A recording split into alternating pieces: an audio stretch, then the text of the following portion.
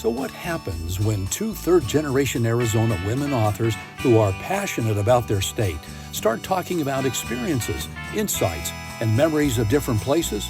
They don't stop talking. They write a book, and then they start a podcast. Welcome to Celebrating Arizona with Julie Morrison and Lisa Schnebly Heidinger. Grab your favorite drink and settle in. We're celebrating Arizona, going everywhere from A to Z. And we're off. Hey there. Hello, we're back. We are, Lisa. And Julie, welcome to you listeners, whether you are new with us or have been riding along for a while. We're glad to have you. Amen to that. Lisa's going to steer first in this first. We know what happens when I try to give directions. So we're two women that can learn. Go back and watch show one, and then you'll know. That's right. So yes, I'm taking us over to the Phippen Museum in Prescott, where I spoke yesterday to a delightful group of mostly Westerners and other Arizona aficionados, and it tripped a wonderful, powerful memory that naturally had a few tendrils shedding off that memory. And someday we'll talk about the Phippen for itself. But right now, I was there to give a speech, and a wonderful woman named Jerry Emmett, who was 102 at the time, her daughter-in-law had brought her. And she was sitting in the front row, made up, looking like $1 million. And I introduced her to the audience, had her stand up and said that this was the only person I've ever met who could sing Arizona's official song, which most people don't know we have. A lot of people have heard Marshall Trimble do I Love You, Arizona. That is not our official song. And by the way, if I'm ever a state historian or singing I Love You, Arizona, I'm going to see if I can clean it up a little bit, because I feel like there's a couple of very weak rhymes that maybe, Julie, you could turn your attention to. Funny. But Arizona's official song is Arizona, Sun-Kissed Land, KISS''D. Oh. And when I met Jerry and mentioned it to her, she said, "Oh, I taught my children." She was a teacher every year. And so I said at the Phippen, "Jerry, would you mind standing up and, sharing Arizona Sun?" She stands up and sings out. This woman still has it. And it didn't occur to me to think, what if she's too feeble? But she was not. She nailed both verses. And it was such a neat experience for those of us who were there to hear that. And then after that, like that wasn't enough, I said questions, and a gentleman stood up and said, "I've probably known the speaker longer than any of you. I'm Carl Anderson." And I said, "Mr. Anderson," and ran down the aisle and gave him a big hug, and then came back and explained that he was my 7th and 8th grade music teacher in Tucson. Oh my goodness. And he had introduced us to the Earl King, which is a really intense German opera. Wow. And taught us Cool Water and put on Oliver. And I still knew all the words to Papa and As Long As You Love Me. So it was this delightful random reunion of individuals that was really, really, really fun. And I'll always bear the Phippen a lot of gratitude for that. We're now going to go into town, probably not on the Fain Road. Oh, but I have to say, while I'm passing the Fain Road, did we talk about the Fains yet? Fain Road, Fain Ranch? No, we haven't talked about that, but I know that I love the road to the Phippen because I have seen antelope there. Wow. Yeah, and I love seeing antelope. My heaven has antelope. And so I've never seen antelope there. And so was when it I dawn see or those dusk? herds, no, it wasn't. The last time I was there, it was January, and I suppose it was kind of a half light because there was a storm coming in and the big dramatic skies. And so maybe it was dawn or dusk-ish light. Regardless of time of day. Yeah, but that will always stick out in memory. Yes. And we've learned better than for me to try to tell you which road it is and where it goes. But what I know is the Fain Road to the Phippen is accurate. It is, and it does. Okay. And Fain always reminds me of, because the Fain family owned, I don't know. I don't know if anybody knows how many millions of acres probably before Prescott was Prescott. Wow. They had a ranch. And one time Larry and I were going through Granite Dells, And Hmm. somehow something about Mayhew, I guess I was talking about West Fork, and he said, Mayhew Ranch. And then he said, I swam once in the pool at Mayhew Ranch when it was still operating. Now it's that gorgeous picturesque ruin with the garden and the fireplace, and that's about all that's left of Mayhew Ranch at the entrance to West Fork. And Yes. I said, wow, you were in the pool. Yeah, I was on a date. Billie Jean Fane. I took Billie Jean Fane there. And I said, Fane. And he said, Fane. And he said, I think it was probably 20 minutes before we both realized she was way out of my league. Oh. And in hindsight, I mean, at the time I thought, well, yeah, she was. And only recently, maybe yesterday, driving Fane Road to the FIP, and I thought, he might have thought that, but he was on the radio in Flagstaff and in Playmakers and bought his really cool clothes at Bledsoe's. Billie Jean might have thought Larry Schnebly's out of my league. I mean, we don't know. We don't know. We don't. That's I funny, that's though, that he got the vibe that both of us decided, yes, very this is much so. not how So, funny. yeah. So that was an aside on the way to the longer story, which kind of addresses what I talked about yesterday at the Fane, among other things, which was the The idea. Fippen. Pardon me. Fane Road, Fippen Ranch. Thank you, dear. The Okay, but Fippen. this is great alliteration. Too many of. So points for, poet points for alliteration. So at the Fippen, I was mentioning that Diana Gabaldon had first raised the point, to my awareness, that some people think that romance is for the young. And old people should just sit down and be quiet, and that ship has sailed, essentially. And Diana took a vigorous exception to that, which is one of the reasons that her main characters, Jamie and Claire in the Outlander series, get older and older and older and stay pretty much every bit as steamy as they were when they started out. So I mentioned to this audience that I had deliberately written that into the Journal of Sedona Schnebly, because I think that we need to know, both as people who are getting older and for the people in our lives, that romance may go underground a little, but it is not over. And that reminds me of Jerry. She was in Prescott for years. I missed her 100th birthday. I met her when she was, no, I didn't. I was out of the country on her 100th birthday. I met her when she was 99. But 102, 3, 4, I took her to lunch, and her favorite place was the Hacienda. So we're sitting Oh, in the wow. Peacock Room at the Hacienda, I think the last lunch we had, and that might have actually been 103. And she got talking about her years at NAU and her boyfriend when she was in school. And just in case there are survivors, I'm going to call him Mickey instead of who he was. And my 80s brain goes, hey, Mickey, you're so fine. You're so I fine. forgot Okay. that. I have a 70s brain. Yeah. Okay. And I think of Sorry. Mickey Dolenz from the 60s when I hear Mickey. So in this case, Mickey was a guy that she met at Arizona Teachers College, NAU now, ASTC. And they were fond. They were very fond. And that's a sweet term. it was, I guess it must have come from the time. So how did that happen? He went back to California. She married Mr. Emmett. He went off to war. Mickey returned to Arizona and was a very present, constant comfort to Jerry, platonically, as she was raising her small boys while her husband was off at war. And do we know why Jerry was no? Why Mickey wasn't at war? Mickey, yes, wasn't at war. He had flat feet or something that rendered him ineligible for that. Because I believe that she had hurried to answer that question before I even thought to ask it. So they were very close, and he really loved her, and she loved him in her way as a married mother of two small boys. Well, her husband returns, and Mickey leaves.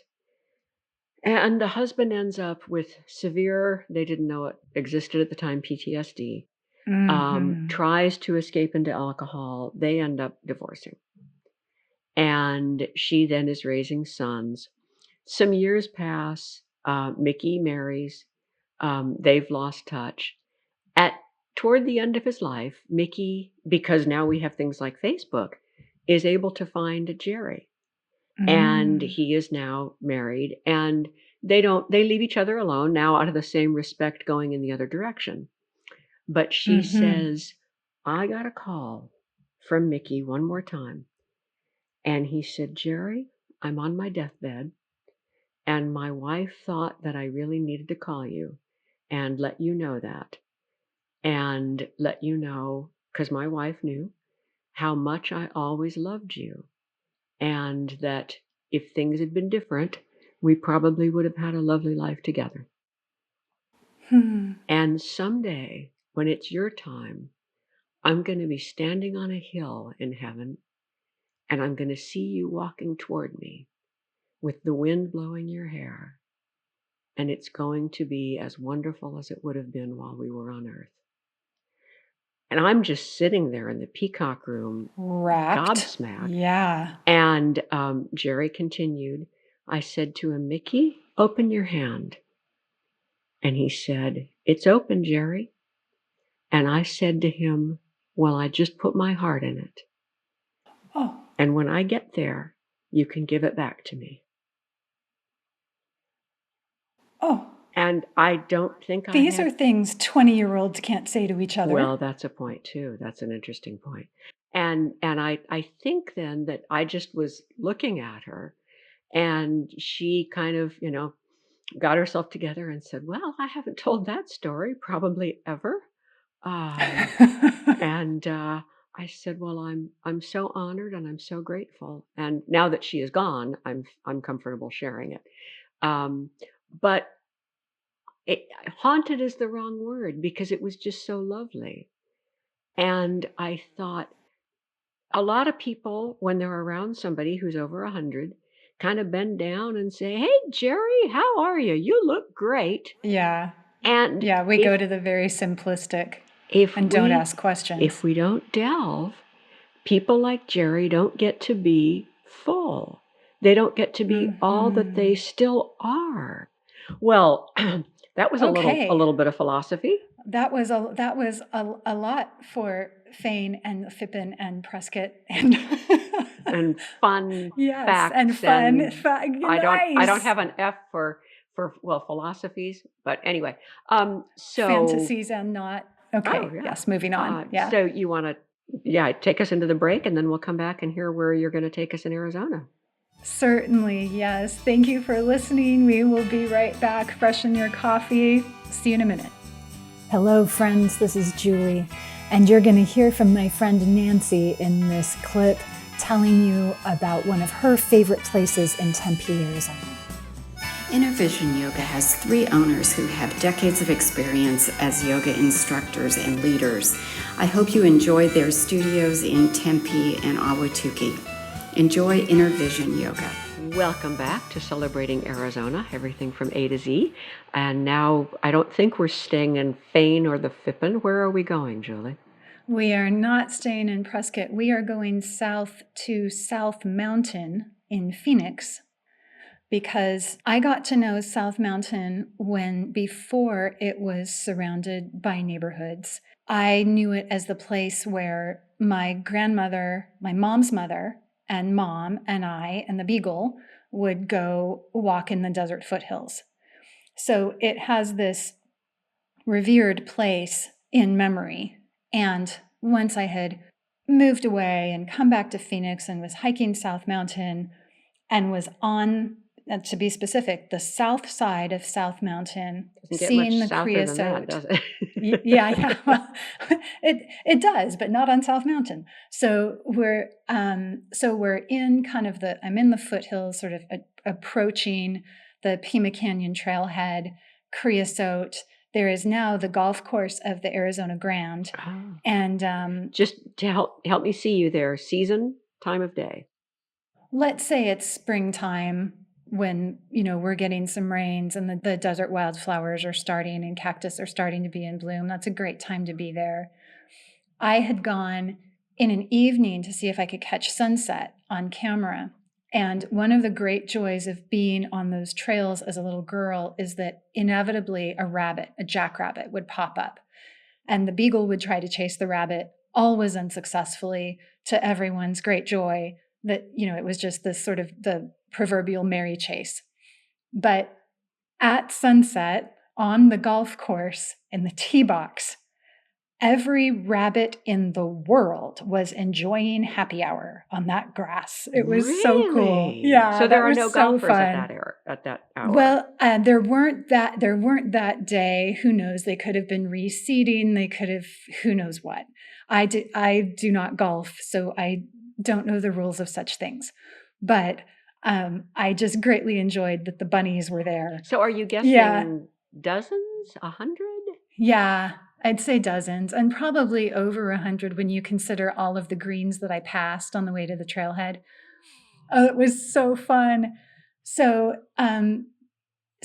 because I associate South Mountain with bunnies and Mary Chases and grandmothers with whom there are always stories and many flights of fancy, when I heard that there was a turquoise mine on South Mountain, I believed it. And and the wheels started turning for me, and I thought, like, what would you do with a turquoise mine in South Mountain? And I ended up writing a poem about it that I will share later. Lovely. But that also got me interested in turquoise. And I learned, and so I did a little bit of digging and found out that no, there was not turquoise at South Mountain. There was copper, which was known as a gold mine because it was so rich, but it was copper, but not necessarily turquoise with copper, even though turquoise is often co-located with copper. And when it is, that's when you see blue turquoise, as opposed to green turquoise, which happens when it is zinc that it's around. Wow. For as long as I've worn turquoise, I knew none of that. Yeah. Interesting. Yeah. No, I didn't know this either. And so this was really fun to learn. I learned that Arizona had 5 turquoise mines. And I had heard of the one in Kingman and and I'd heard of Sleeping Beauty, which is by Globe, also Castle Dome. Very appropriate, Castle Dome and Sleeping Beauty being together near Globe. Morenci and Bisbee also had turquoise along with the copper, which was interesting. Yeah. And I read one line about how miners are discouraged from stopping work to examine any turquoise they find. Good luck enforcing that one. So do you think miners walked out at the end of the day with a bunch of turquoise rocks in their pockets that they could then sell to either tribal artists or rock shops or something? It sounds like it might have been very possible to. That there could have just been these very colorful hunks of earth coming up in the ore. Wow. Sort of most startlingly, because we think of turquoise as the color, sort of even before we think of it as the stone, I learned that there is such thing as white turquoise, but that only happens in Nevada, which is the largest producer of turquoise that we have. So they produce white and colored. And the most, yes. They produce, yeah. But this was fun to sort of look at, what about Arizona and turquoise? Well, white turquoise makes me think like a white buffalo or a white lion or, And that's what they call it. They call it Battle Mountain turquoise or white buffalo turquoise, which is actually black and white. Yeah. I'll be darned. Yeah. That's amazing. Yeah. So as it turns out, I've taken you to South Mountain for almost no good reason when it comes to turquoise, but for very good. while we're talking about turquoise, if you don't mind a second Larry story, when you said co-located. Yes. I had never heard the word co-located, and I thought, boy, Larry is nodding approvingly right now. He was a geology minor, and really? He would have loved co-located.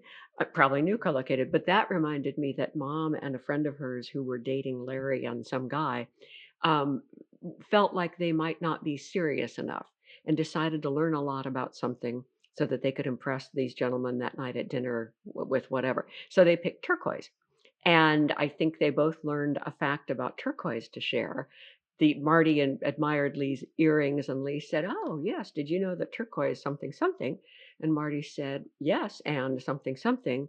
at which point Larry took off running about probably some of what you just said and why spiderweb turquoise looks the way it does. And Lee told that story the entire time I knew them both because that never stopped. I don't really care Oh, what you how bring up. funny. He probably, and he was not scoldy or superior or patronizing, but simply, Mansplaining in no, modern yeah, speak. no, Yeah. but simply eager to say, yeah, and in Kingman or, whatever. So but co-located. I love co-located. So this is a fun distinction because in high school, I learned that one of the great rules of improv is the yes Yes, and. and Yeah, and I learned this because I went to a training to work at the Arizona Renaissance Festival, which I think I brought that up before. But yeah, anyway, during the training, it was to learn whatever the premise is that somebody is leading with, you do a yes and, which tends to also be a pretty good conversation guide in order to kind of keep things moving, that, rather than shut people yeah. down or make a or make a smart comment aside, that this is what keeps things going. So yeah, Larry and the yes Yes, and. and that Yes. takes me two places. First, my only we had an intern when we were the Northern Arizona Bureau, 1989, 1991. A young woman walks in one day and said, "I'm Dawn Appleton, and I'm an NAU student in RTV. Do you have interns?"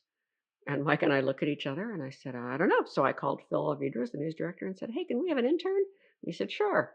So Dawn was very well rewarded for her enterprise because we took her on trips. She shot stand-ups that would make anybody jealous. I mean, we went all over Northern Arizona and Wow. have stayed close.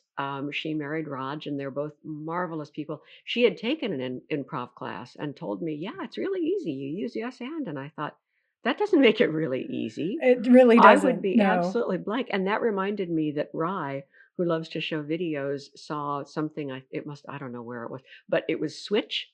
So they had two comedians, whoever, and he would say, "I say, now that I'm in the castle, I'd like some dinner." And they'd yell Switch. And he'd have to say, "I say, now that I'm in the castle, I'd like a guitar." And then the other guy would say, "For what?" And they'd yell Switch. And the guy would say, "You can't have one."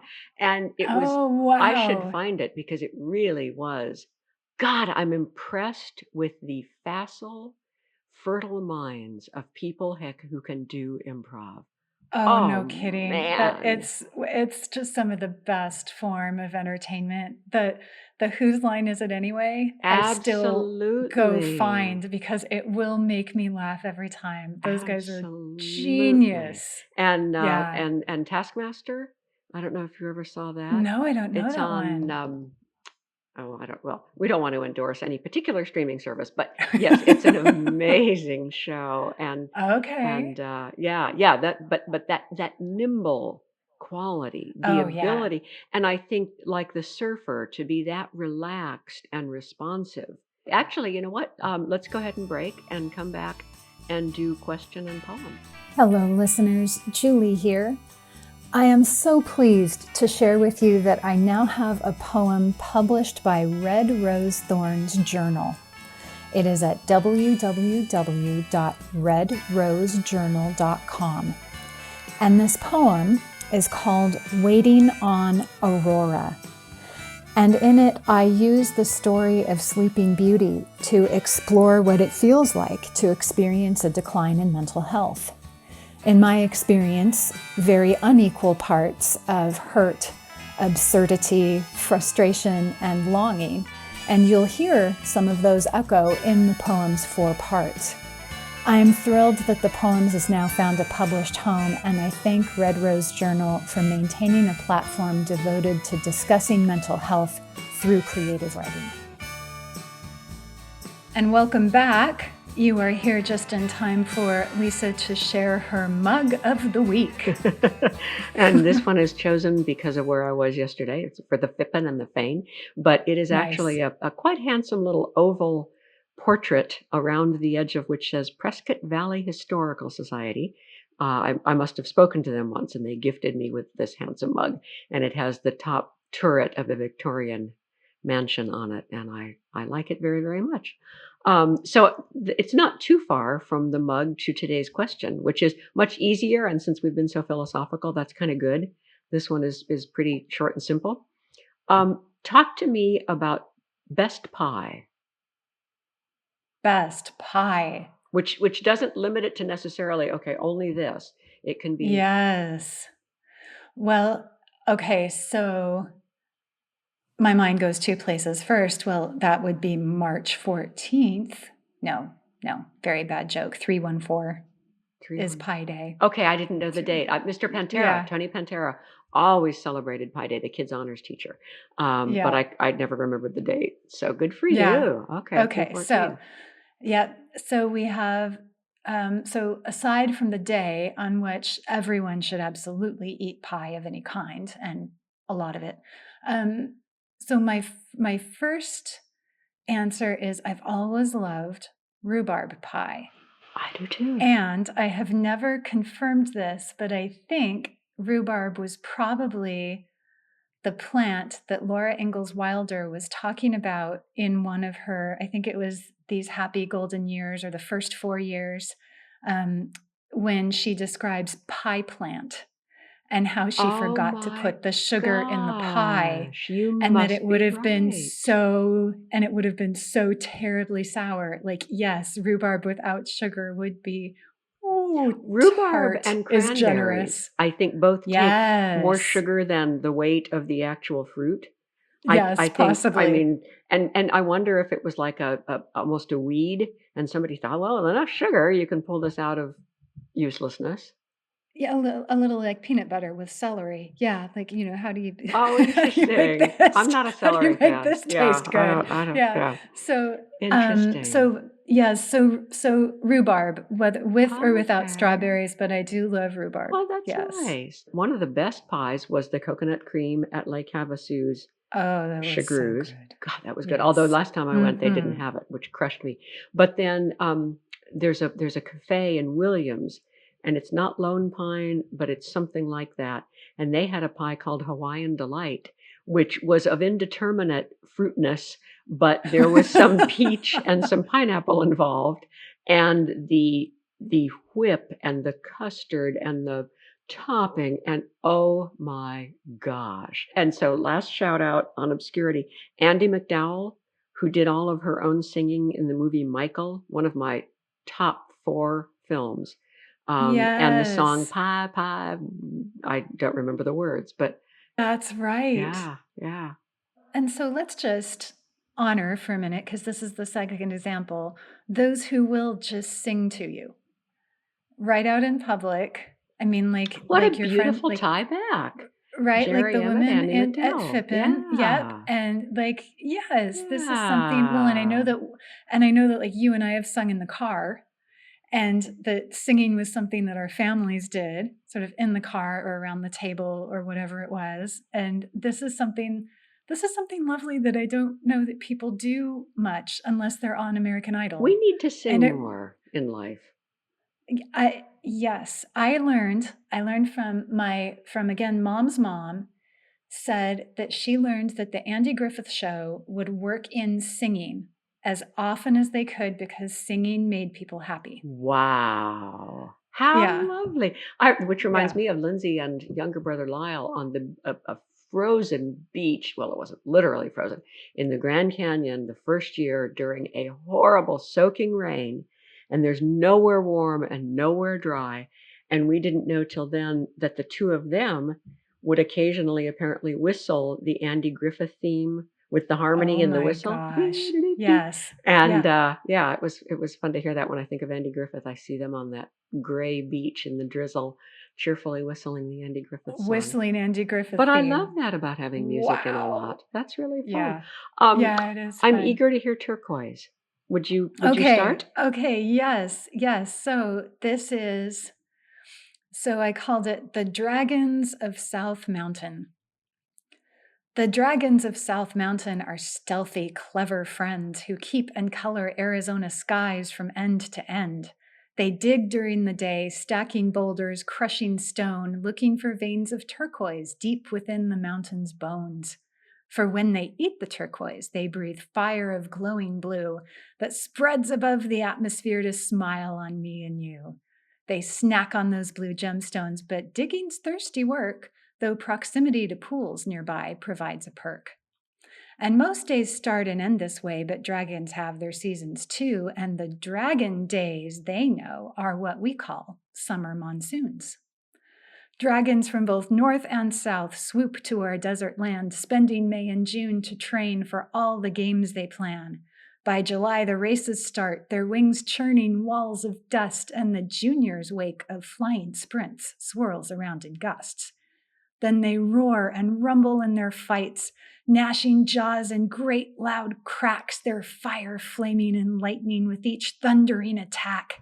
They get so worked up that other wiser dragons, who know best, gather rain clouds in, pointing the youth to new contests, fly fast and hard and free the rain, the most water falling winds, and the dragons streak off piercing clouds to loose the rain within.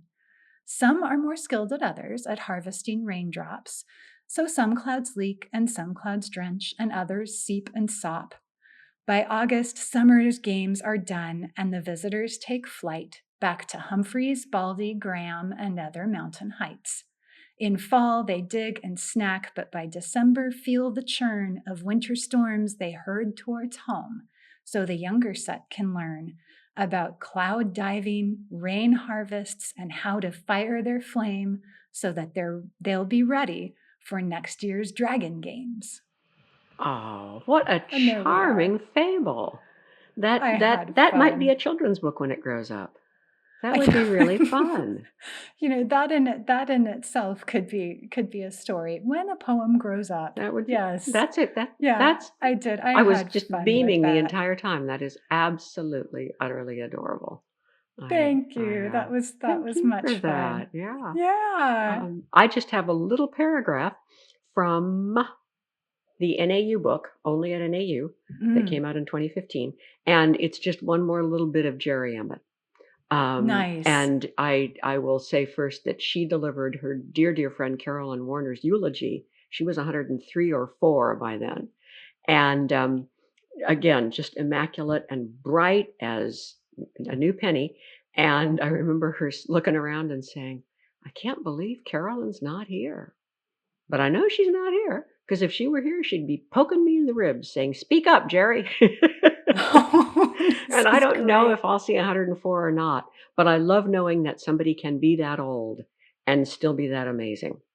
So this was a little description of Jerry Emmett from Only at NAU. At 9 a.m., Jerry Emmett cheerfully confesses she's just sat down and put her feet up, which isn't surprising. She's 99 years old. What is surprising, except to those who know her well, that at this point, Jerry's already walked a mile, cooked and eaten breakfast, read her Bible, and baked a peach pie for you to take home with you. But don't be too impressed, she says merrily. By 3 o'clock, I won't know my own name. All this is the morning after she's traveled to the Valley to see President Obama speak, and she's still fresh as a daisy. Language like fresh as a daisy comes naturally around Jerry. If there's a younger spirit on the planet, it's hard to believe. In fact, Fred Duvall said to her when he inscribed his book, quote, Jerry, if I weren't too old for you, I'd try to win your heart.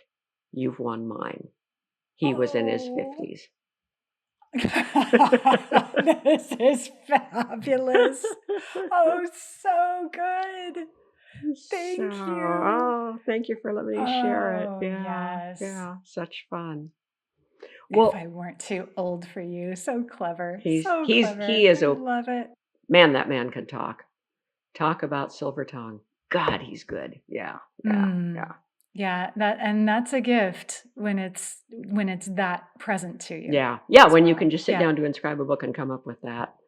Yeah. I mean, I like having drafts. This is part of why I'm a writer and not a public speaker. I can do drafts. Well, you can also speak because I will remind you, a bit public right now. And I think we're doing great. This is true. Yes. I have the safety net of, editing if we need clean it up in post. But yes, clean it up in post. Yep. And that story will likely come back I a expect number yes. of times. Yeah, Yes, yeah. but Well, thank you for that. May we all be as bright as Jerry Emmett at any age. good Yes. point. Yeah, yeah. Yeah. Well, a delight as always, and And such fun to be yes, celebrating thank Arizona, you. and we look for, may we have another. Yes, yes, may we have another. Thank you. We'd really like to hear from you about anything this show led you to think about. Write to us at celebratingaz.com. The wizard behind making a conversation into a podcast is Tom Heidinger. The music comes from Daniel Blatney. And I'm Dana Cooper.